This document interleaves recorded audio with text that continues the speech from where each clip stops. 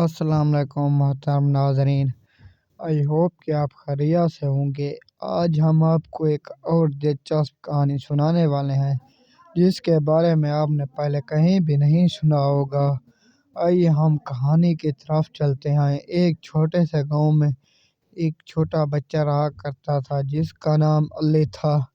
علی اپنی ایمانداری کی وجہ سے پورے گاؤں میں مشہور تھا۔ وہ ہر وقت ایمانداری سے کام کرتا تھا۔ ایک دن جب وہ کھیت میں جا رہا تھا تو اس نے کھیت میں دیکھا کہ وہاں کسی کا بٹوا گرا پڑا ہے۔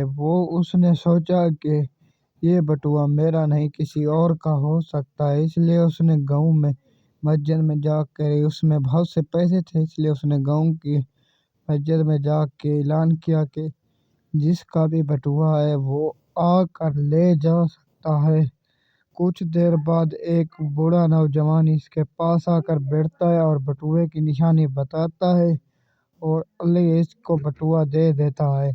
وہ بوڑھا آدمی علی کی ایمانداری کو دیکھ کر بہت خوش ہوتا ہے اور کہتا ہے کہ بیٹا ہمیشہ ایمانداری سے کام کرتے رہنا، جس سے علی اور بھی ایمانداری سے کام کرنے لگتا ہے اور وہ اپنی زندگی میں بہت زیادہ خوش ہوتا ہے۔